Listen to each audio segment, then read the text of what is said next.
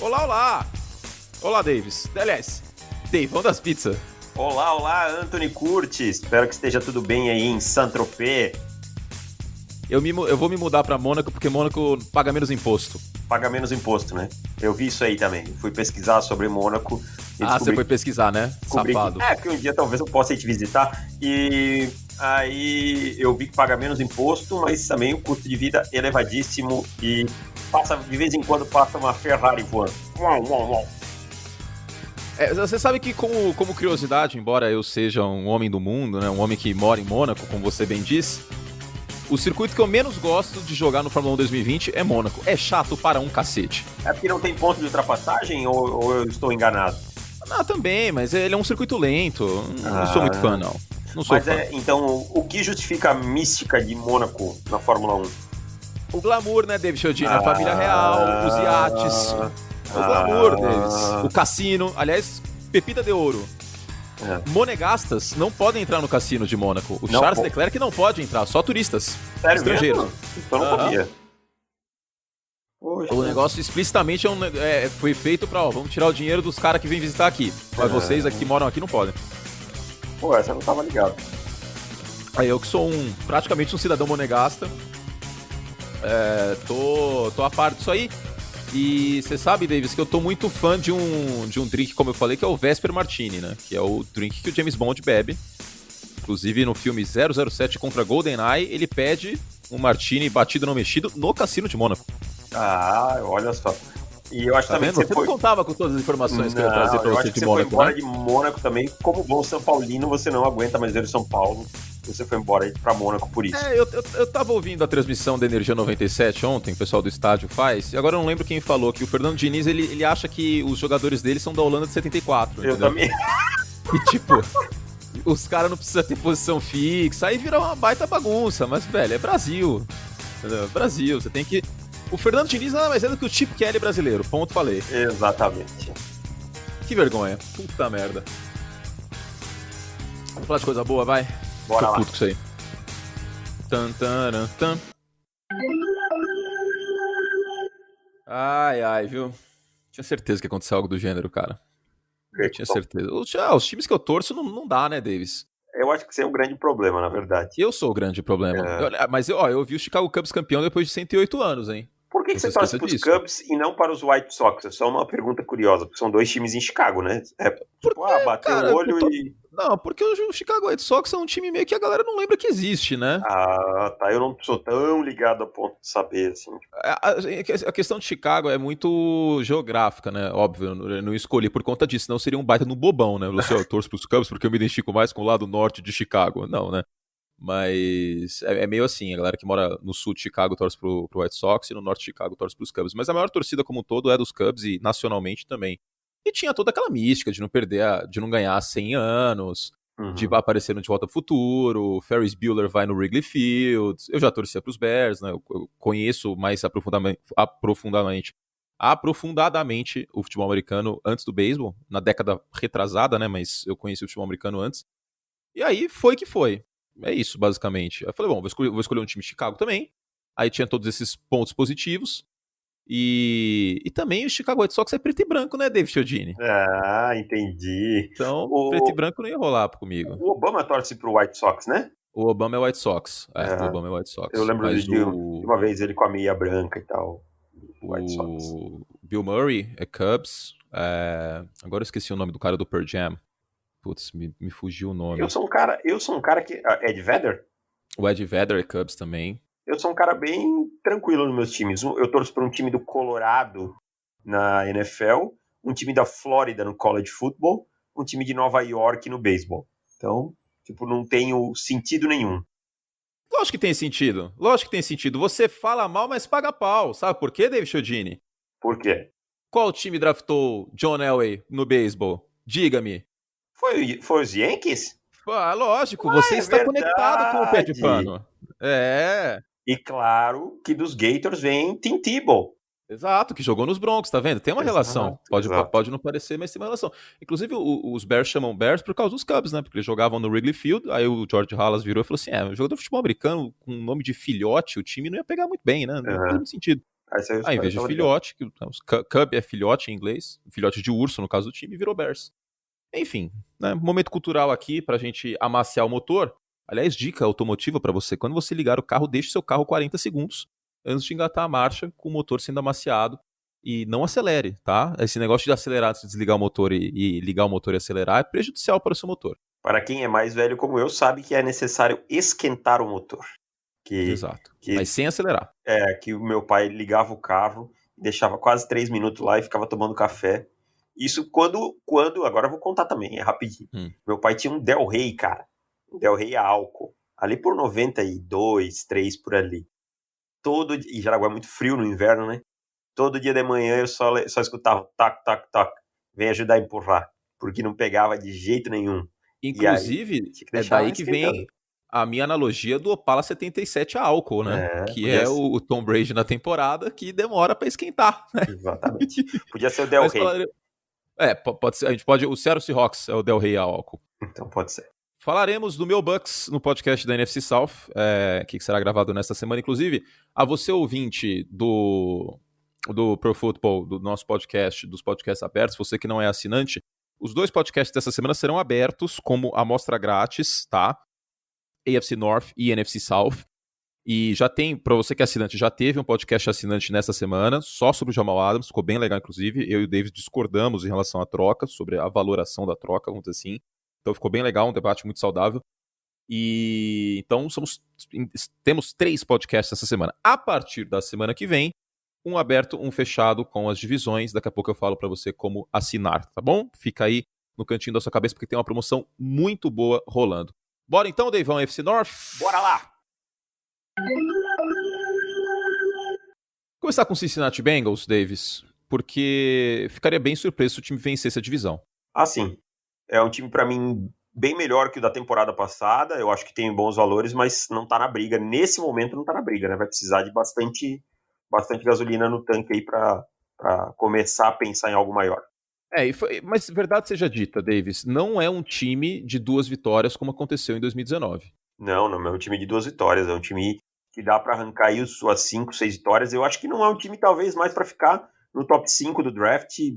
É um time para ter aí alguns momentos que vai empolgar, e é aquela coisa que eu falo de times que estão se remontando. Você aproveita essa temporada, separa o joio do trigo, e aí no ano que vem, sim, com alguns investimentos pontuais e tal, consegue formar um time competitivo. Eu acho que essa é a pegada do Cincinnati Bengals nesse ano. Exato, essa é a pegada. O time, vamos começar pelo ataque, então. O AJ Green saudável, né? Tá jogando com a franchise tag, inclusive, ele deve ficar só mais essa temporada nos Bengals, ele que foi escolha de primeira rodada em 2011. É um dos melhores wide receivers da década, mas as lesões vêm atrapalhando bastante, né, Davis? Exatamente. O AJ Green é um cara que tinha potencial para ser nível Julio Jones, né? Se tivesse algum tempo foram mesmo a prateleira, né? Foram. Tanto que naquela época do draft, 2011, havia discussões e plausível entre AJ Green ou Julio Jones, quem era melhor. Eu sempre gostei mais do Julio, mas sempre adorei o AJ Green. E o Green aí não teve tanta continuidade por lesões, até pelos Bengals em muitos momentos ficarem sem ter muita relevância, né?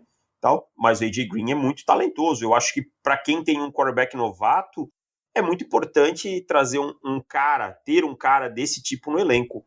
E é o caso dos Bengals nesse ano, né? Com o Joe Burrow. Ter um AJ Green é uma segurança muito grande. E outro reforço para a equipe dos Bengals também, lesão, é o Jonah Williams, né? Escolha de primeira rodada, vindo de Alabama no draft 2019. Ele machucou antes da temporada começar. Então, na prática, é como se o Cincinnati Bengals tivesse 2 escolhas de primeira rodada neste ano, 2 escolhas top 10.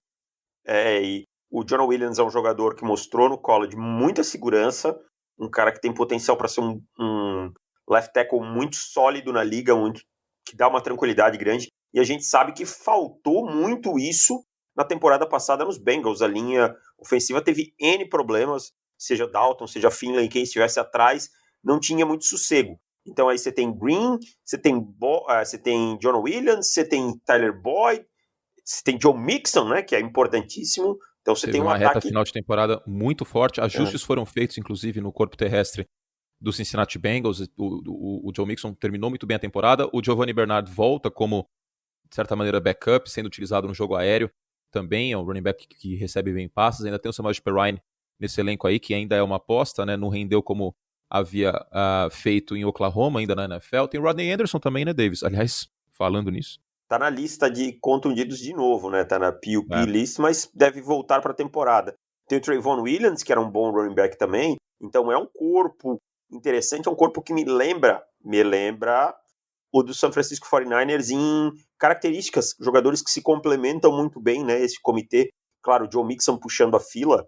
Eu acho que o Joe Mixon pode ser um top 10 da posição, só não É. aparece tanto por jogar nos Bengals. E aí outros jogadores com características muito importantes. Você citou muito bem o Giovanni Bernard, é um cara muito importante recebendo passes, esse tipo de coisa.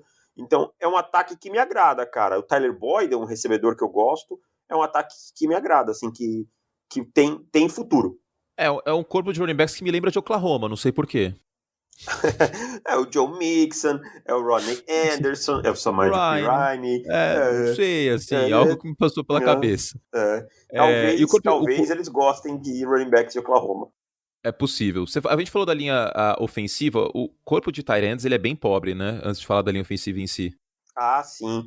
Aí você tem o Drew Sample, o CJ Uzoma. Eu nunca sei falar o nome dele. Zoma. Uzoma. Nada que chame muito atenção. Pode ser uma fragilidade do time no corpo de tight ends, principalmente recebendo a bola.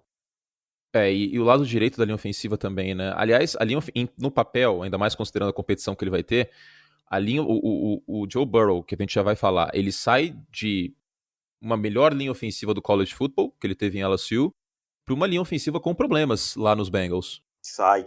E aí você tem no lado direito aí o Bob Hart, que é um problema, e todo mundo esperou no draft, né? Eu esperava um substituto pro Bob Hart, e o miolo do centro para a direita você falou muito bem, é isso aí mesmo, é um problema grande. Então o Burrow vai ter que usar toda a mobilidade dele, a capacidade de estender jogadas, De escalar o pocket, que ele faz muito bem. que ele vai ter momentos aí no college football, desculpa, na NFL que vão ser diferentes dos tempos dele de college football. E você bem mencionou, né? O Tyler Boyd é um cara que eu gosto também, bem subestimado, bateu 1.000 jardas pela segunda temporada seguida, embora não tivesse muito elenco de apoio ao seu redor, né? E teve 2 quarterbacks ao longo do ano.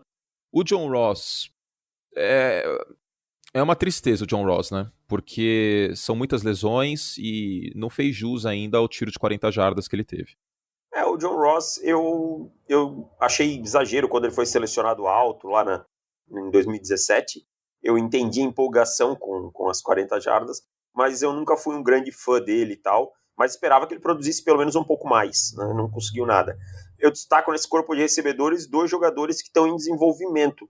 O Alden Tate, que vai para a 3ª temporada, que é um cara bem interessante em bolas contestadas, e o Stanley Morgan Jr. foi muito bem nos special teams, e tem potencial para ser um bom recebedor na NFL. E finalmente a gente tem que falar do T. Higgins, né? Calouro escolha no topo da segunda rodada. É um complemento interessante pro nosso querido. Não sei se ele vai ficar saudável, né? AJ Green? Não, o Ross e o Green, porque ele não é tanto de velocidade, né? O T. Higgins. Eu acho que o T. Higgins é um cara assim que vai ter que aprender algumas coisas na NFL. É um cara que tem um controle do corpo absurdo, sabe? As mãos realmente muito sólidas, mas vai precisar aprender algumas nuances de rota, alguma coisa, porque a velocidade dele não lhe permite ser um cara que cria tanto de forma vertical. Então eu acho que 2020 para o T. Higgins é uma grande transição. Ele vai ter que aprender algumas coisas e tal. Então, assim, até por isso o AJ Green, o elenco ainda esse ano, tá? Para fazer essa transição ser um pouco mais suave. Mas eu acho que é um Justo. cara com potencial para o futuro aí. E finalmente no ataque a gente tem que falar do Joe Burrow, né? Que é um cara que merecidamente foi primeira escolha geral do draft. Eu acho que mesmo que o Tagovailoa tivesse saudável, meu voto iria pro Joe Burrow, Também, sinceramente. também. E mostrou as intangíveis, porém temos aquelas preocupações dele ser um sucesso de carnaval, porque além dele ter pouca experiência, né? São 2 anos jogando de fato. O penúltimo ano dele, o 2018 dele em LSU, comparado ao 2019, é água para o vinho. Verdade seja dita, o sistema tático mudou bastante de um ano para o outro, isso lhe ajudou muito. Mas é um salto exponencial que nessa transição para a NFL dá um pouco de receio. Concordo. Só que, assim, a temporada do Joe Burrow no college, para as pessoas que não acompanham tanto, foi a melhor temporada da história de um 60 quarterback. touchdowns e 6 interceptações. Da história de um quarterback no college football, tá? eu entendo a preocupação, só que eu acho que o college é muito feito disso também, né? De você sai, vai crescendo e de repente, bum, explode. Só que É aí tipo não o filme tem da Disney, que canta uma isso. musiquinha e aí pá, amadurece. O E aí Simba tá lá com o Pumba e com o Timão, aí ele começa a cantar Hakuna Matata e de repente ele aparece com o Juba. Isso, e a selva inteira dançando, aquela coisa assim, vira aquela loucura, né? Ou tipo musical, tá? Tipo assim, eu falo, e aí, você quer um café? Aí o outro, sim, eu aceito. E aí sai todo mundo dançando, já vira uma música e tal. Aliás, detesto filme musical. Eu não gosto de filme musical também Também não, não, cara. Não sou fã. não O suporto. que passa são os desenhos da Disney, porque aí é diferente. É, Mas musical em si não dá, velho. Se não você, dá. se você quer me torturar, não coloca o tape do Trubisky, coloca Mulan Rouge pra eu assistir. Ou aquele Evita. Então, qualquer um, cara. Qualquer Nossa. musical não me desce, velho. Não, não, Les Miserables. Nossa senhora, eu fui no cinema ver isso aí, cara. Eu economizei algum tempo da minha vida porque eu fui embora antes. Ainda bem, porque eu não suporto também. Não vi até o final, socorro. Mas e aí, então a questão do Burrow, eu acho que ele tá pronto pra NFL. Acho que ele é um quarterback pronto pra NFL. Ele tem uma coisa assim, um olho do tigre muito grande, sabe? Uma coisa assim do cara que é vencedor. É um cara que cuida muito bem da bola. Sabe? O cara cuida Meteu um muito bem da bola. charutão no vestiário, inclusive, na final do Meteu um college. charutão no final. E já vou lhe perguntar: Joe Burrow lança mais ou menos de 20 touchdowns na temporada? Mais. Mais. Então vai passar o Kyle Murray. Com esse corpo que ele tem de recebedores, ele é que tem um ponto importante. Esse time é voltado ao jogo terrestre ainda. Eu acho que vai ter mais play action, mais o Burrow evoluindo aos poucos, do que meterem o louco dele passar a bola bastante. Eu acho que assim, a gente vai ver bastante o Joe Mixon, sabe, principalmente primeiras e segundas descidas, tentando colocar o Joe Burrow em situações mais confortáveis, mas eu acho que a gente vai ver bem mais passe do que a gente viu nas últimas temporadas com o Sim. Dalton, né, e coisa. Então, mas eu Mas, acho que dá pra... 20 é uma linha boa É. desse over-under aí que você meteu. Eu É a peguei o Kyle aposta Murray. mesmo? Eu peguei o Kyle Murray. Que foi o número dele ano passado? Foi, se não me engano, foram 20 touchdowns lançados. Eu acho que é um número bom esse 20 aí pro Joe Burrow. Falando da defesa, Davis, o Cincinnati Bengals é um time que raramente investe em free agency, raramente mesmo, mas neste ano isso foi diferente, né? Porque foi uma das piores defesas da NFL no passado, sobretudo contra o jogo terrestre, contratou o DJ Reader, que estava nos Texans, que não é a mesma prateleira de um Chris Jones, de um Aaron Donald, mas é um sólido jogador, um jogador bem interessante, que vai jogar junto do Geno Atkins e do Carlos Dunlap, dois jogadores que foram o oásis no deserto dos Bengals ano passado, junto do Joe Mixon. E o Reader é um jogador que estava muito bem cotado na Free Agency, né? Uhum. Teve uma temporada boa ano passado pelo Houston Texans. Teve, acho que... Ele tem pouco sexo, mas é um cara muito bom parando o jogo corrido. E é um cara que consegue criar pressão. Talvez ele não chegue no quarterback tanto, mas é um cara que consegue criar pressão pelo meio, aquilo que a gente fala de quebrar o pocket, né? E aí você tem ainda um Sam Hubbard que está evoluindo na outra lateral, um Carl Lawson. Então é uma linha que mostra algumas coisas interessantes, sabe? Você tem o Andrew Brown, um Khalid Kareem que chegou agora, vários jogadores que podem fazer um bom trabalho. Então a gente vai ver essa linha incomodando numa divisão que tem boas linhas ofensivas, né? Então você precisa ter um reforço aí nesse ponto.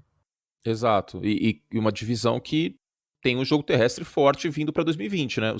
O Cleveland Browns com uma mudança de tônica na chegada do Stefanski, daqui a pouco a gente vai falar, então a gente deve ver muito o Kareem Hunt, deve ver muito o Nick Chubb. A equipe dos Steelers também, James Conner não teve um bom ano no passado, mas muito porque os adversários lotavam o box, daqui a pouco a gente vai falar sobre também. E o Baltimore Ravens, que quebrou o recorde de mais jardas terrestres por um time e que tem o Lamar Jackson e ainda adicionou um running back aí no último draft também, daqui a pouco vamos falar. Olha que gancho bonito, hein? Exato, ficou parecendo o programa do John Kleber, hein? Que coisa maravilhosa. Ou Milton Neves. Que beleza! E, temos secundária também para falar, né? Porque eu disse que o time não investe muito em free agency, este ano quebraram a regra. Antes de falar sobre as adições, você gosta do William Jackson III? Eu gosto dele. Eu É um jogador acho ele subestimado na minha visão. Acho ele um bom jogador, Gosto tanto dele, como gosto do Jess Bates, um dos safeties. Acho dois jogadores bem interessantes. E ainda chega o Von Bell, né, um safety mais de boxe, e na secundária como um todo, o Mackenzie Alexander e o Trey Waynes, ex-jogadores aí do Minnesota Vikings, que dispensou muito por conta de cap também, né? E aí o Cincinnati Bengals acabou pegando eles. A tendência é que o Trey Waynes jogue no níquel e o Mackenzie Alexander do lado oposto aí do William Jackson. Então, é uma defesa melhor do que do ano passado. É um time que não era para ter tido 2 vitórias ano passado só. Neste ano não deve ganhar a divisão, mas deve dar trabalho, em certa medida. Deve dar trabalho. E o grande X aqui para mim é o treinador. É um treinador que tá pronto ou é um cara que realmente foi pego por ser um amigo, diríamos assim, Parça do Sean McVay. Sean McVay, né? Que essa é a grande dúvida sobre o Cincinnati Bengals para mim nesse momento, porque não era um time também para 2 só vitórias na temporada passada. Então o Zach Taylor tá pronto ou não? É isso que a gente vai ver muito essa resposta. Se o time sair com 6 vitórias, quem sabe até 7, não dando tudo certo, ok. Se esse time sair com 3 vitórias, não, o problema aí tá no Zach Taylor. 6 vitórias, tá bom? Tá bom, né? Acho que tá bom. Eu acho que é entre 5 e 6, por aí, né? Não dá pra também querer que pegue do pior time da NFL na temporada passada, se transforme numa máquina no outro ano, né? Pois é. Virando a página então, bora? Bora!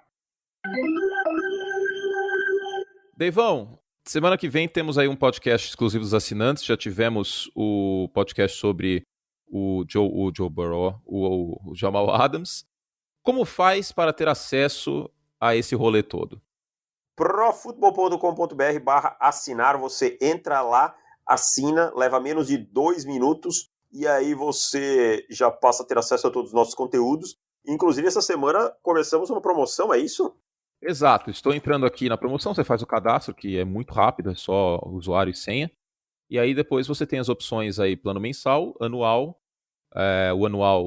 o mensal só em cartão de crédito, anual em cartão de crédito ou boleto, e o plano eterno, que estamos em promoção agora. O que mudou? 50% de desconto, e fica mais barato o eterno do que 2 anos, para vocês terem ideia, e o diferencial, antes o plano anual é pagamento anual, né? Cada ano você paga o valor cheio de uma vez.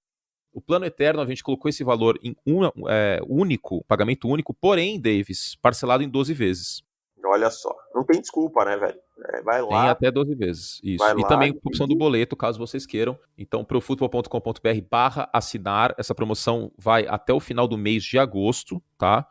Então, para tentar abarcar o máximo de pessoas o possível, para também vocês quiserem se planejar, etc., para isso.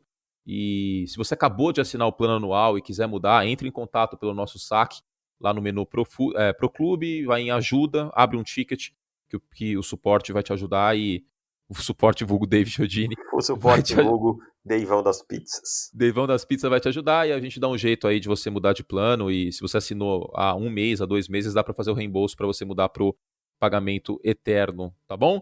Então, a gente espera vocês aí. Essa promoção nunca a gente fez, e é para ter as pessoas junto da gente mesmo. Esse é o objetivo, para, enfim, 50% de desconto em 12 vezes não aconteceu, eu acho que não vai mais acontecer. Certo, Deivão? Então daqui a pouco a gente lembra as pessoas de novo. Deu a louca no gerente, tipo, aquelas Deu a louca no gerente, no caso, o gerente sou eu. Isso. E é isso. profutbol.com.br/assinar. Daqui a pouco eu lembro mais uma vez você, ouvinte, para me fazer de Natalie Portman de peruca.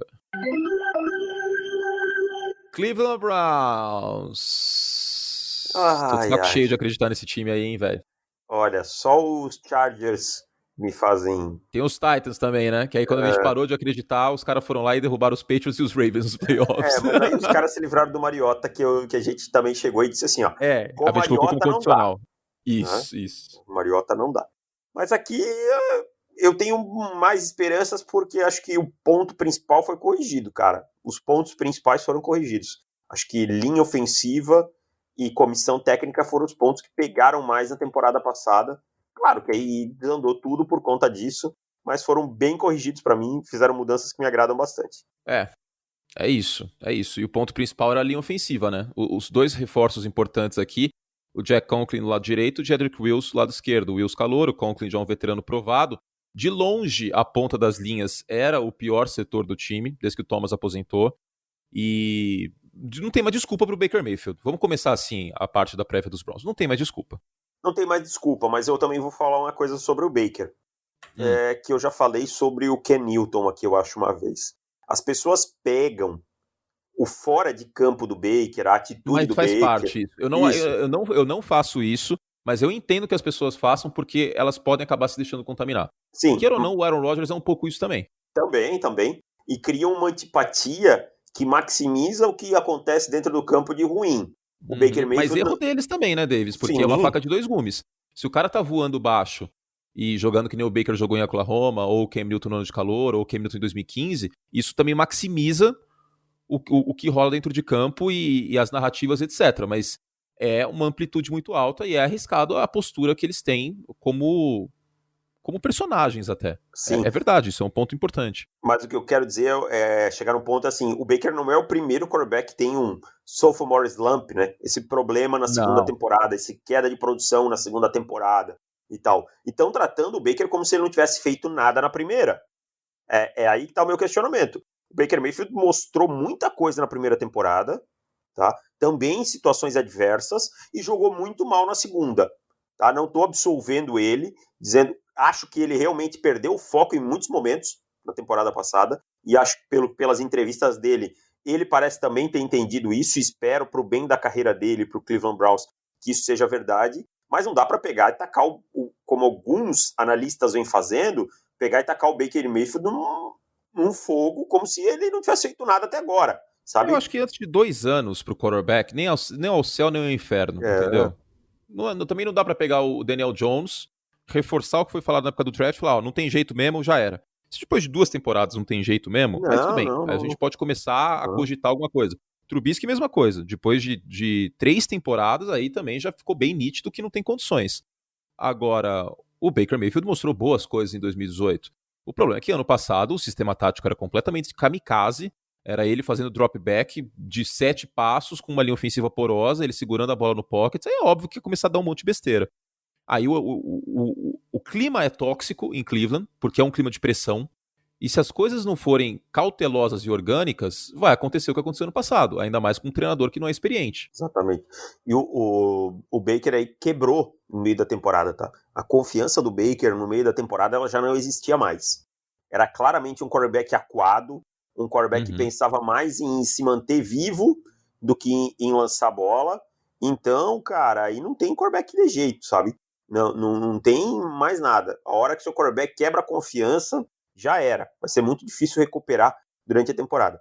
Mas eu tô confiante que com a chegada do Kevin Stefanski, que é um cara que fez um bom trabalho como coordenador ofensivo em Minnesota, esse ataque ande, porque peças e talento tem de sobra, né? E tem um ponto também, Davis. Você falou isso aí de quebrar mentalmente. O Mariota passou por uma situação parecida também, de quebrar.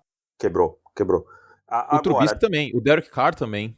uhum, eu nunca vi no Mariota e no Trubisky a mesma gana, né, mesmo em tempo de college e tal, essa personalidade para dar uma volta por cima que eu acho que o Baker tem, tá?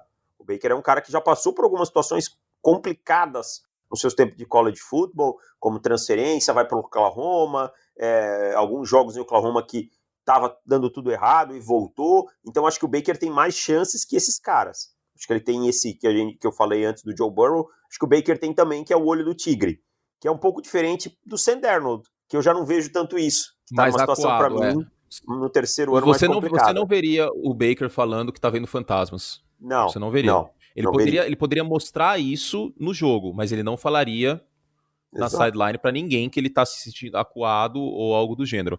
O momento chave nessa parte mental do Baker Mayfield foi o episódio do bigode, Ah, sim, sim. que ele fez a barba 3 vezes no mesmo dia. Tipo, ele chegou com Não. a barba cheia, antes do jogo ele fez o bigode, depois ele tirou, sei lá, uma coisa assim, que mostrou uma clara falta de foco. Ah, mas vocês estão pegando o pé, ou vocês estão pegando em picuinha. Cara, quarterback é um jogo muito mental, é muito foco. E assim, eu vi isso com meus próprios olhos em São Francisco quando eu vi o Aaron Rodgers chegando no vestiário. Davis, foi uma coisa assustadora. Tem que ser. O cara não piscava. O cara não piscava. Ele, tipo, carregando a mochilinha dele com os outros jogadores atrás, uma cara de foco. Tudo bem, o jogo não acabou não dando o resultado para os Packers, mas uma cara de foco e concentração que você espera de um quarterback e que é o oposto de um cara que faz a barba 3 vezes no mesmo dia, um dia que o time jogou mal, inclusive. Né? Então, Então, é cara, isso. Esses aspectos intangíveis têm que ser falados. com certeza, você tem que estar ali focado no intervalo, você tem que estar com o seu coordenador pensando onde é que a gente está errando, o que, que a gente está errando, o que, que eu preciso fazer, onde é que está o problema e tal. Não tem que pensar em barba, não tem que pensar em Twitter, não tem que pensar em em mídia, não tem que pensar em nada, tem que pensar em jogar futebol americano. E nisso o Baker pecou na temporada passada, sim. E muito culpa do Oba-Oba, ele caiu muito no Oba-Oba em questão de, o Odell chegou, nós somos o ataque explosivo. Eu comprei o ataque explosivo Eu comprei também. Todo dos mundo Browns, comprou, Davis. e Todo mundo comprou. não rolou. Então tem que ter a cabeça no lugar, mas tem bola para dar a volta por cima, sim. E curioso que a tendência neste ano é que seja um ataque muito mais conservador, como o Davis falou, o Kevin Stefanski chega agora, ele fez um bom trabalho com o Minnesota Vikings, transformou o Kirk Cousins num quarterback extremamente confiante e extremamente consistente. A gente deve ver bastante utilização de tight ends, né, como o Gabriel escreveu na prévia dos Browns, está lá no Pro Football, foi a utilização de 2 ou mais tight ends em campo, em 57% do total na temporada 2019 com os Vikings, que também podia fazer isso, né, com 2 tight ends talentosos, e é o caso dos Browns com o Austin Hooper e o David Njoku. Njoku pediu troca, tá? Njoku pediu troca. Pediu troca, mas ele ainda está no time. Mas, de qualquer forma, eles draftaram o Harrison Bryant, né? Que, se não der certo, tá ali também para ocupar o espaço. E é uma troca que eu não pediria se fosse ele, até por essa tendência do Stefanski de usar muito tight ends. Se fosse um time que roda pacote 11 o tempo inteiro, tipo os Rams, assim, aí eu até entenderia, sabe? Mas não no caso dos Browns, sinceramente. Até porque a setinha aponta pra cima nos Browns. Browns não entendi isso aí dele, cara, não entendi. Não é um cara que mostrou alguma coisa assim que pudesse ficar a ponto de dizer, meu Deus, foram atrás de 2 tight ends, um no off-season e um novato. Mas espera aí, eu tô aqui, eu sou um astro. Não, é um cara que não se provou muito ainda, que tem muita coisa pra mostrar na NFL, né? Mas, Exato. Voltando às peças, olha só, você tem Hooper e Njoku, você tem Jarvis Landry, Odell Beckham Jr., você tem Baker Mayfield, Nick Chubb ou Kareem Hunt em alguns snaps, né? Olha que rotação interessante, cara. E aí você tem o Andy Janovich, que é um fullback que vai ser usado, que veio do Denver Broncos, que é uma boa peça. Então é um ataque muito talentoso. Um ataque muito talentoso, cara. Na defesa, Davis, o que me preocupa, já começando por esse tema, é o corpo de linebackers, né? Porque o Schobert saiu, a gente tem o Mac Wilson, que é um cara que a gente elogia desde antes do draft, que jogou em Alabama, caiu para a 5ª rodada, por motivos nunca oficializados, vamos dizer assim. E chegou o Carl Joseph como um dos safeties, draftou o Grant Delpit na 2ª rodada. Tem o Greed Williams, que também jogou em LSU, que foi 2ª rodada de 2019. É uma secundária com potencial, né? Isso a gente pode falar, porque tem o Denzel Ward do outro lado também. Esse a gente não pode colocar defeito. Mas o corpo de linebackers me preocupa e o pass rush para além do Myles Garrett. Eu até gosto, acho que mais que a maioria do Olivier Vernon, então não me incomodo tanto com... Mas eu me preocupo com a idade dele. Eu gosto dele também, mas a idade dele é algo que me preocupa. Então é um cara que já não é um cara que vai ter mais de 10 sacks, mas ainda para mim pode ser sólido. Agora o corpo de linebackers realmente preocupa. Você tem o Mac Wilson que teve um final, segunda metade de temporada boa, mas de resto você tem aí um Jacob Phillips, um Siona Tak-Tak, nada muito que empolgue, tá? Acho que a gente vai ver alguns ajustes aí. O Carl Joseph pode ser que jogue mais no box, né? E aí a gente veja mais pacotes de dime, bastante níquel, big níquel, né? Com 3 safeties. Então, e com o Grant Delpit no fundo do campo. Exatamente, eu acho que essa é a tendência. E aí tem o Andrew Sendejo também que pode ajudar nessa função, que é um jogador interessante. Então, assim, não é um ponto que eu diria assim que é muito fraco, mas é um ponto de atenção nessa defesa. Uma defesa que tem nomes lá na frente que são bem mais interessantes, né? Como você tem o Sheldon Richardson e o Myles Garrett, que é um astro, né? A tendência do Cleveland Browns aqui é que o ataque seja um time muito focado no play action. A expectativa é muito grande na defesa com o Myles Garrett, que acabou de renovar contrato, inclusive, né? 25 milhões de dólares de média. Já foi superado pelo Joey Bosa, mas o Garrett foi por alguns instantes o jogador mais bem pago da NFL no lado defensivo da bola. Agora, eu ainda não quero embarcar nesse bonde, sinceramente. Eu coloco esse time com 8, 9 vitórias brigando pelo wild card da AFC. Eu penso a mesma coisa. Eu acho que é um time para brigar aí por wild card. Até se tivesse em outra divisão, talvez pudesse estar um pouco mais empolgado. Mas numa divisão em que você enfrenta Pittsburgh Steelers, Baltimore Ravens e o próprio Cincinnati Bengals, que, como a gente já falou, melhorou bastante 2 vezes por ano, não dá para querer achar que é o time para brigar lá por 11, 12 vitórias, não. Muito bueno. Vamos então para o Pittsburgh Steelers, que ano passado teve um dos piores ataques aéreos da NFL e que conta com a volta do Ben Roethlisberger, mas eu acho que eu estou menos empolgado do que a maioria com essa volta do Roethlisberger por conta da idade dele e da gravidade da lesão, Davis. essa gravidade da lesão eu acho que está sendo um pouco subestimada, sabe? Foi uma lesão bem complicada. Chegou a se falar É naquela... subestimada também porque ele sempre se machucou e voltou. Porque ele é um casca grossa, né? É. O Big Ben é um casca grossa. Isso aí, você pode não gostar do Big Ben, só nunca discuta quão casca grossa o Big Ben é. Porque eu já vi o Big Ben jogando com o pé pendurado, o Big Ben jogando com estiramento na coxa e correndo 10 jardas e se jogando de cabeça. Ele é um casca grossa. Mas foi uma cirurgia bem complicada, né? Eu lembro que na época chegaram a sugerir que tivesse É uma aquela lesão cirurgia... muito do beisebol, né? A Tommy John, então. Isso Sugeriram nome. isso, porque é uma cirurgia no cotovelo e no beisebol isso aí tira você da temporada, né, pro arremessador. Fica E pro quase quarterback 2 é anos fora, complicado né? também. Um ano e meio, é uma coisa assim, tipo um ano e meio. Depende do arremessador, depende da recuperação, etc. Mas é uma cirurgia que tira o cara da temporada, muitas vezes. Então, eu sinceramente não sei o que esperar, por conta da idade dele. O Kevin Colbert falou pra um jornal de Pittsburgh que tá tudo bem, que ele confia no Roethlisberger e que não tá preocupado com o condicionamento físico dele, etc, etc. Então é um pouco em relação a esse histórico. Porém, o Football Outsiders fez uma tabelinha de jogadores com mais de 35 anos na posição de quarterback desde a virada do século, que tiveram poucas tentativas de passe num ano, o que aconteceu no ano seguinte. Uhum. É uma tabela assustadora. Sério? É uma tabela bem assustadora do que virou. Randall Cunningham, Vini Testaverde, Rich Gannon, Damon Heward, Kerry Collins. Gente que chegou em Super Bowl aqui, tá? Tipo, Kerry Collins. Testaverde foi um quarterback sólido. Randall Cunningham foi quarterback dos Vikings de 98. Enfim, ninguém aqui do quilate do Ben Roethlisberger, que estará no Hall da Fama. E em contrapartida, tem o paralelo com o Johnny Unitas, né? Que teve pouquíssimas tentativas de passe no final da década de 60, conseguiu até jogar no segundo quarto do Super Bowl, no segundo tempo do Super Bowl 3, né, aquele upset contra os Jets, e posteriormente é campeão do Super Bowl 5. E o Johnny Unitas é um Hall of Fame, né, um Hall of Famer. Então, a grande pergunta que fica é, nessa altura do campeonato, sem ritmo de jogo, voltando de lesão, o Roethlisberger estará mais para Johnny Unitas ou estará mais para essa galera que eu falei? Essa é a grande dúvida e, sinceramente, não temos como saber até que os jogos aconteçam. Exatamente. E aí tem um outro ponto que é ruim para o Big Ben, que é a pandemia. Óbvio, a pandemia é ruim para todo mundo, mas no ponto de o Big Ben não teve alguns treinos que ele poderia ter feito antes, né? Com o elenco, com a comissão técnica e tal. Então a recuperação dele, física, pode estar adiantada, mas a técnica, a recuperação dele fica atrasada. E aí eu chego num ponto que é o seguinte: esse ataque dos Steelers é um ataque somente sólido para mim. Você tem o James Conner, é um bom running back. A linha ofensiva é muito boa. A linha ofensiva é muito boa, com Marquise Pouncey, David De Castro, Villanueva. Já foi melhor em termos de nomes no papel. Sofreu algumas baixas, mas uma linha ofensiva muito boa.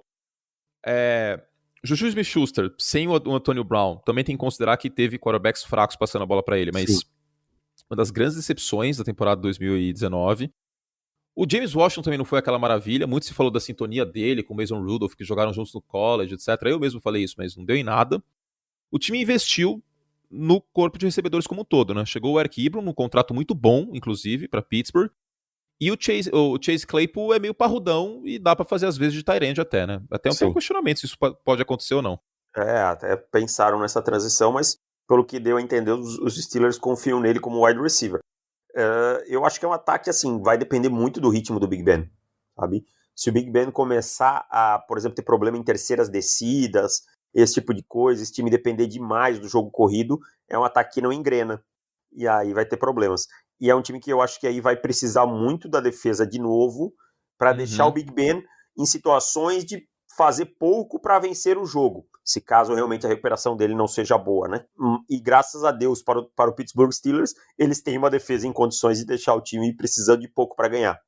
E antes de falar da defesa, que foi uma das 5 melhores da NFL no ano passado, sobretudo depois da chegada do Minkah Fitzpatrick, muito se falou sobre o James Conner, ele não é o Le'Veon Bell, etc., mas não tinha muito o que ele fazer. No ano passado, os Steelers enfrentaram a quarta maior marca, a maior média de número de jogadores no box defensivo da NFL. 6.16 em 2018, que era 20º. Isso subiu para 6.76 de média. Era quase 7 jogadores no box toda jogada. Por quê?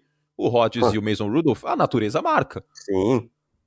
Então a defesa falou assim, mano, dane-se, o Juju vai ficar travado na linha, não tem tight end pra receber passe, o James Washington também é um cara mais de fundo de campo, que o Rudolph, o Mason e o Rodgers não vão acertar o passe, vamos deixar a natureza marcar e parar o jogo terrestre. E foi o que aconteceu. E assim, se eu tomar um passe em profundidade, dane-se, é melhor que tomar 25 corridas, que é o que os caras precisam, entendeu? Tomo 7 pontos, beleza, uma vez, tranquilo. Mas já era, irmão. Por isso a importância da volta do Ben Roethlisberger e por isso a importância de um quarterback na NFL, né? Porque o próprio desenho defensivo acaba mudando e a defesa ela tem que espelhar o ataque e ocupar espaços. Se você não tem um quarterback que consegue atacar espaços no campo verticalmente e horizontalmente, meu amigo, você tá na roça. E foi o que aconteceu com os Steelers ano passado. E por isso que quando a gente fala que jogo corrido sozinho não se sustenta, é por isso. Porque se você não esticar o campo, em algum momento vai estar todo mundo no boxe e você não vai conseguir correr. Agora, o contrário, você já consegue fazer com mais facilidade. Claro, o equilíbrio sempre é a melhor receita, mas você consegue vencer passando, correndo pouco. Agora, só o contrário é bem complicado, por um período maior, né?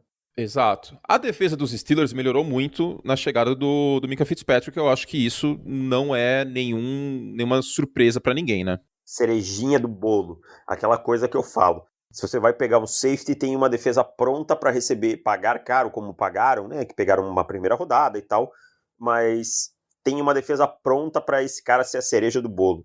O Minkah veio e foi a cereja do bolo, foi o que deu o gosto diferente, foi a azeitona no seu drink, foi esse não, o Dry Martini eu não tomo com azeitona, eu não sou fã de azeitona. Eu tomo com uma casca de limão. Então tá, casca de limão no seu drink e tal. Obrigado. Isso foi o Minkah, sabe? Então, cara, foi uma explosão de turnovers e tal, e mostrou que o Minkah era o jogador. Tem um vídeo do Mike Tomlin empolgadaço, falando, foi você que me mandou, Foi eu que te mandei, postaram no Instagram.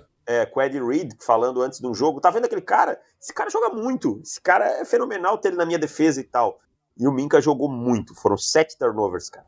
E o meio do campo dos Steelers estava sendo um setor meio frágil, né? Sim, estava sendo atacado constantemente ali, né? E depois do Minkah, aí os times tiveram que redirecionar isso. E, enfim, é um cara que mudou uma defesa. Em certa medida, acho que essa é um pouco a esperança até do Seattle Seahawks com o Jamal Adams. Sim, passa por aí. E é uma defesa toda muito forte, né? E aí o Minkah no meio do campo, alguns outros jogadores jogaram bem, como o Steve Nelson, o Joe Hayden. Então começou a dar mais tempo para o pass rush, que é muito bom, né? Que tem lá um Cameron Hayward, que tem um TJ Watt. Bem estimado ele, inclusive, viu?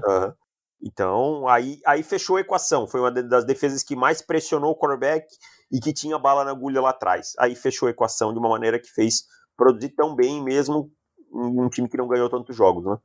Inclusive o Stephen Tuitt também é um outro jogador subestimado, mas talvez o Cameron Hayward seja o mais subestimado dessa defesa de Pittsburgh. Exatamente. O Devin Bush ano passado, de acordo com as suas expectativas? Então, cara, eu acho que o torcedor dos Steelers gostou muito mais do que a maioria, mas é mais ou menos o que eu imaginava. É um cara muito físico, muito atlético, que evoluiu, que aprendeu algumas coisas, mas que ainda tem que processar o jogo melhor. Sim. Ele é um que era a nossa análise antes do draft, inclusive. Exatamente. É um jogador que, cara, se ele acertar o gap, ele vai rachar o running back, ele vai matar o running back, ele vai forçar um fumble, porque ele tem uma explosão, uma velocidade absurda. Mas é um cara que ele evoluiu na saída de bloqueio, um pouco mais a parte mental do jogo, ele ainda precisa dar um passo adiante. Eu acho que essa defesa deixa ele muito solto para jogar, isso é bom. Isso, exato. A chegada do Minkah ajudou muito o Devin Bush por conta disso, sem dúvidas, Davis. Assina embaixo. E tem a linha defensiva que evita com que ele sofra tanto com bloqueios duplos, com caras indo no segundo nível, esse tipo de coisa. Então ele evoluiu bem por estar num lugar muito certo para evoluir. E eu espero um salto de qualidade dele nessa temporada. E tem um reforço também no Pittsburgh Steelers, que é a saída do Art Burns, que isso é um reforço. Parabéns, diretoria Chicago Bears, também lembrando aí essa excelente contratação que foi feita. O Art Burns, pelo amor de Deus, né? Só a diretoria do Bears nossa senhora, eu vou passar tanta raiva com ele esse ano. Quer dizer, um amigo meu vai passar tanta raiva com ele esse ano, um amigo meu que torce pros Bears. Ano passado ele já não jogou, né? Já ficou fora, só teve 6% dos snaps, porque já viram que não dava. Não tem condições, cara. Não tem condições. Pra ele tomar big play, é questão de tempo no jogo. É verdade. É verdade. Questão de tempo. Então a saída dele, por mais que ele não estivesse jogando muito mais, é um reforço. Essa secundária tem o Micah Fitzpatrick, tem o Terrell Edmonds, que é um safety de box, e tem o Joe Hayden, que ainda quebra um galho, né? Sim, acho que o Joe Hayden, para a idade dele, ainda traz muita experiência, joga muito no atalho. Acho que é um cara que faz diferença nessa secundária, principalmente marcando o wide receiver 1, às vezes, em alguma situação que precisa de um jogador mais físico. Acho que o Joe Hayden ainda consegue isso muito bem.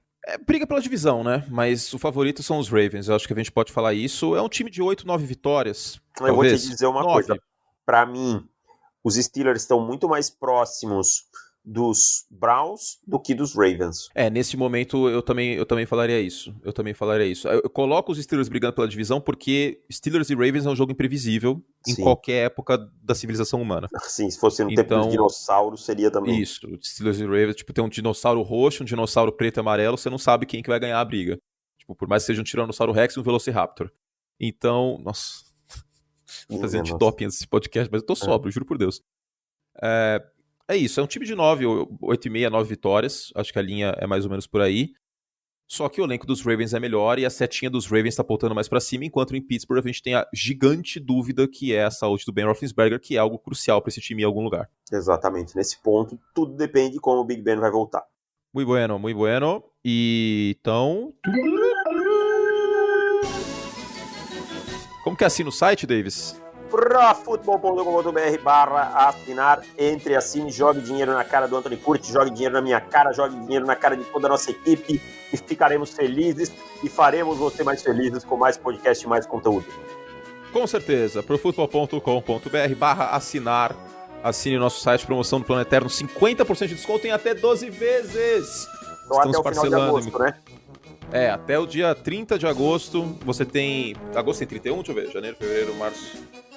Abril, maio, junho, julho, agosto. Até o dia 31 de agosto, você tem essa promoção maravilhosa. Tá o link na descrição também do podcast para você clicar, tá, amiguinhos? E na capa do Pro Football tem lá no menu o banner assinar, o link assinar. Então é muito simples, muito fácil. Opções em boleto, cartão de crédito, plano eterno parcelado. Nunca foi tão fácil assinar este site maravilhoso. Deivão. Diga. Baltimore Ravens... Foi uma andorinha de um verão só? Nem sei se existe esse termo, ou se eu acabei de inventar ele, confundi ditado que nem o Chapolin. Ou é um negócio que dá pra manter de um ano pro outro? Então, cara, eu acho que é um time que tem uma base muito forte e um treinador... Uma comissão técnica muito forte. Um treinador muito bom, que tem 2 grandes coordenadores e tal. Então eu acho que é um time pra brigar por Super Bowl até. Não é uma andorinha de um verão só, não. Acho que é um time pra brigar por Super Bowl. A gente sabe que a gente tá de cabeça no futebol americano quando de cor a gente sabe o nome do coordenador ofensivo e defensivo dos times. É verdade. É o Don Martindale e o Greg Roman. O Greg Roman fez um excelente trabalho ano passado, mas tem uma coisa que me preocupa nesse time, talvez preocupe você também. Essa coqueluche de tight ends que foi utilizada no passado, ela não dá pra sustentar isso. Vai precisar ter o wide receiver jogando. A minha expectativa é essa, é que a gente veja uma pequena mutação desse ataque. O próprio John Harbaugh já falou que a prioridade é melhorar o Lamar passando a bola em profundidade, e aí a gente vai ver mais o Mark Andrews, que por incrível que pareça teve 40% dos snaps só no ano passado em campo, atacando o fundo do campo, que é uma qualidade dele, desse tight end, né? E a gente tem o Marquise Brown indo para o segundo ano, o Miles Boykin indo para o segundo ano, e alguns nomes jovens que chegaram que podem agregar, como Devin Duvernay. Não é o melhor grupo da NFL, não é uma coisa que você olha e diga assim, nossa, sensacional. Não, mas tem condições de ser produtivo, tá? Como vão produzir é que vai ser a chave. Não é o melhor grupo, mas tem que ser um grupo que fique saudável, né? O Marquise Brown precisa ficar saudável, isso é muito importante. Precisa ficar saudável, é a arma no fundo do campo, é o cara com capacidade de esticar o campo, né? E temos um desfalque muito grande na linha ofensiva por conta de aposentadoria também, né, Davis? Sim, o Marshall Yanda, né? Guard vai pro Hall da Fama e se aposentou. Com certeza. Se aposentou, e aí tem o Bradley Bozeman brigando pela vaga, alguns outros jogadores, o Ben Powers, na verdade, desculpa, não o Bradley, o Ben Powers, e o Bradinson. E o DJ Fluker também. Fluker também. Então são os 3 nomes aí na briga pela vaga, mas é com certeza um nome que vai fazer falta. As pontas são boas da linha, né? O Ronnie Stanley e Orlando Brown. Não acho que vai ter uma queda livre na produção do time, tanto em sacks sofridos como no jogo terrestre, mas alguma falta vai fazer, porque, novamente, o Marshall Yanda joga na posição mais subestimada da NFL, que é a posição de guards, e foi, durante anos, um dos melhores, se bobear, o melhor na posição. Então, alguma falta vai acabar fazendo. Com O jogo certeza. terrestre, Dave, você falou do Duvernay, que chegou no draft no jogo aéreo, teve a adição do J.K. Dobbins, que é fabulosa na segunda rodada para os Ravens, né? Sim, o Dobbins é um cara que acho que ele traz uma coisa que o Mark Ingram não consegue mais, que é o cara da bater o home run, né? Que é o cara que faz as jogadas grandes, que consegue pegar uma bola, achar um espacinho e explodir e fazer um touchdown de 70 jardas. E é um cara muito acostumado a jogar com um quarterback móvel como o Lamar, jogava com o Justin Fields em Ohio State, então é uma adição muito interessante nesse ponto. Além de ser um cara que pode contribuir aí no jogo de screen, recebendo um passe, pegando um bloqueio e indo embora, então é uma arma muito legal que o time trouxe para complementar. O ataque a gente não tem muitas coisas para falar, além dessa importância, né? O Lamar Jackson dispensa comentários, né? Seria chover no molhado. A gente já fez um podcast, inclusive, sobre os 5 melhores quarterbacks, que a gente falou bastante do Lamar, e a expectativa é essa, que ele melhore como passador, que continue melhorando como passador e que seja uma ameaça no jogo terrestre, porque é o que faz dele uma peça impressionante. E o próprio sistema tático dos Ravens é um sistema de contra-atacar o que a defesa te mostra, né? E tem opções para isso. E por isso, daí a importância de ter o wide receiver também como opção, que era algo que faltou no passado. Sim, a gente vai ver menos pacotes aí lotados de tight end no campo, né? Mas é aquilo que você falou. É um ataque que olha o box, ok, você preencheu o fundo, eu vou te atacar aqui. Vou te atacar correndo com a bola. Isso. Você vai colocar tanta gente aqui para me parar, então eu vou fazer um play action e tentar te atacar no fundo. Ou você vai tentar parar a read option, eu vou usar o tight end no passe curto, porque o defensive end vai estar travado na read option. Exatamente. Esse tipo de coisa. Então tem essas coisas. É um ataque que usa muito aquilo da filosofia da spread offense, que é o quê? Contar contar o campo, né? Contar onde estão os jogadores e achar o ponto que te favorece. Como o Lamar é um cara que corre bem com a bola, você acaba, na verdade, ganhando um bloqueador extra. Porque você acaba ganhando um cara, ou você perde um defensor travado no running back, ou esse running back vira também um bloqueador e você ganha um corredor extra, ou ganha um bloqueador extra no jogo corrido. Então tem tudo eu cheguei a falar isso em algumas transmissões, que era como se os Ravens estivessem jogando com 12 jogadores. Isso. Ainda mais porque é um time muito viciado em analytics e que vai muito para a quarta descida. E que para mim errou nisso nos playoffs. Sim. Tá? Confiou demais nos analíticos. Eu gosto dos analíticos, mas acho que tudo é contextualização. E eu acho que o John Harbaugh pecou para mim no jogo contra os Titans em algumas quartas descidas, especial quando o placar não estava muito esticado, em que ele arriscou, não converteu e tomou os pontos em seguida. Ok, cada um acredita na sua filosofia e eu respeito isso, mas eu acho que ele precisava ter uma contextualização melhor naquele momento.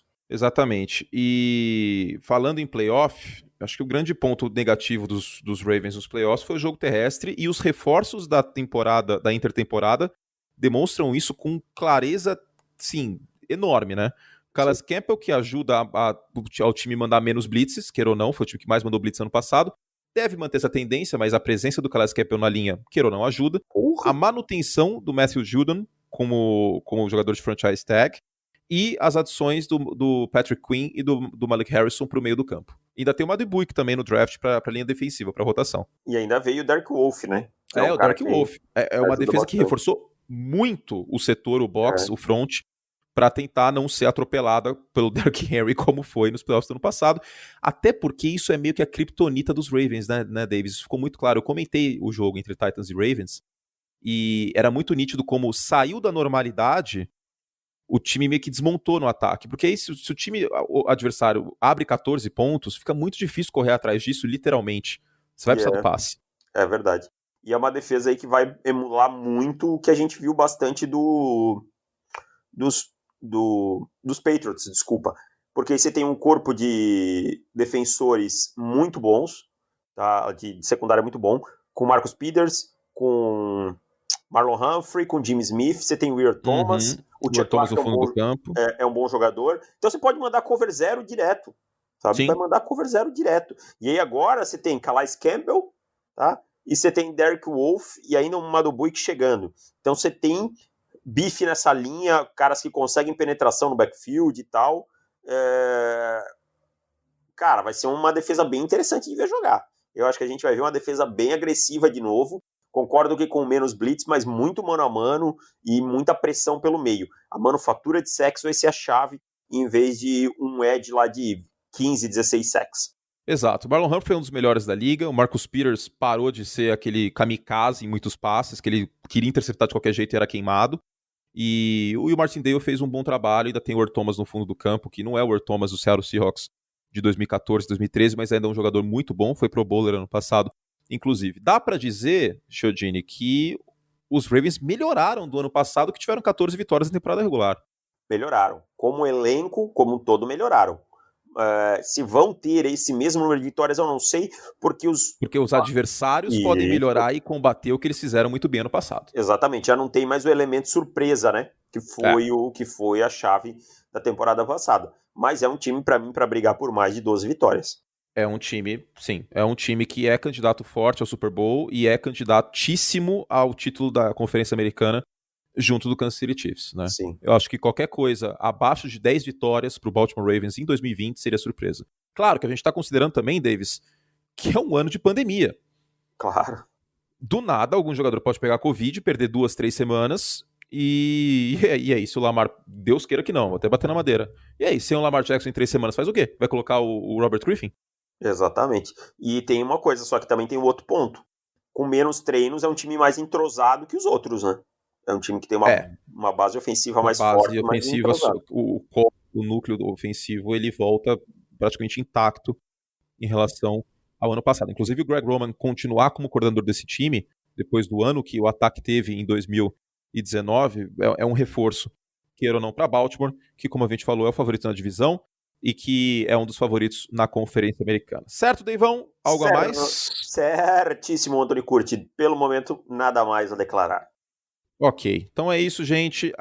Voltamos com mais um podcast aberto sábado ou domingo. É só o tempo do nosso querido Júlio editar. Ou segunda, não sei. Talvez segunda a gente volte. Não sei, a gente vai gravar na sexta, mas assim que ficar pronta a edição, porque são podcasts mais longos, voltaremos. Deivão! Valeu! É isso então. Essa foi a prévia da AFC North. Eu espero que vocês tenham gostado. Obrigado a todos vocês, obrigado ao Davis, meu parça. Como sempre, estamos completando 1 ano de casamento. Não sei que dia, porque eu sou péssimo de datas de relacionamentos. Obrigado ao Júlio, nosso editor, pela paciência.